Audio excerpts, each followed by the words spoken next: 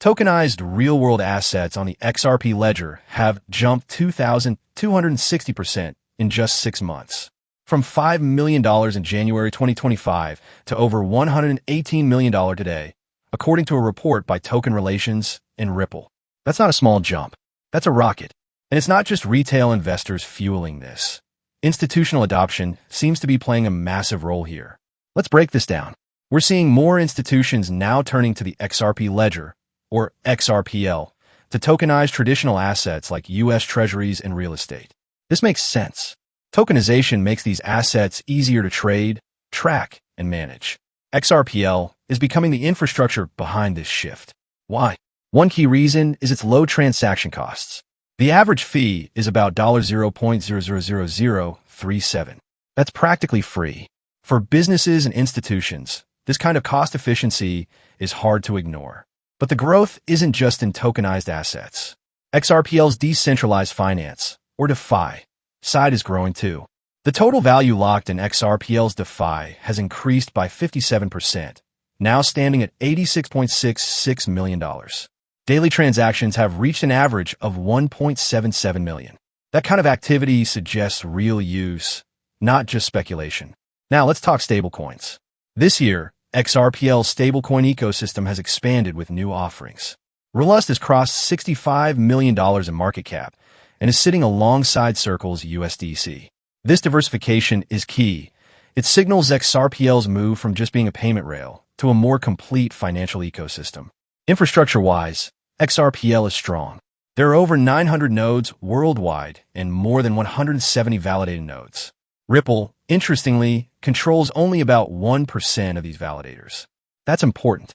It shows that XRPL is maintaining decentralization, a major concern in many blockchain projects, while still offering enterprise-grade performance. The network can handle over 1,000 transactions per second.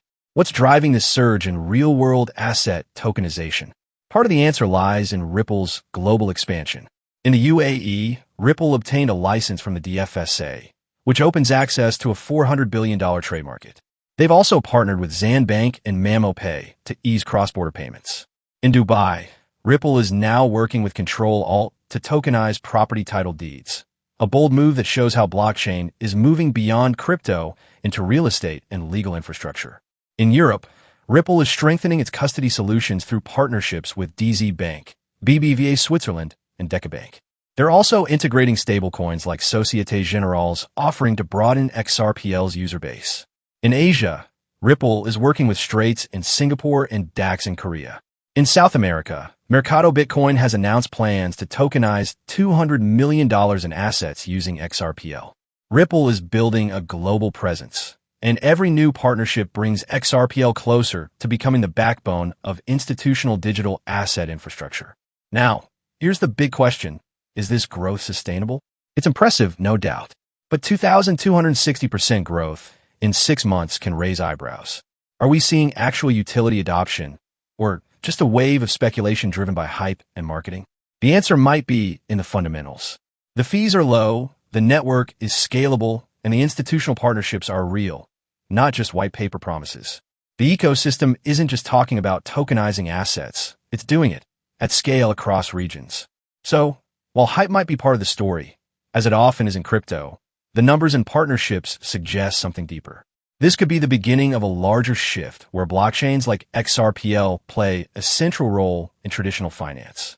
Whether you're an investor or just curious about where blockchain is going, XRPL's recent performance is worth paying attention to, not just for what it says about Ripple or XRP, but for what it might signal about the future of finance itself.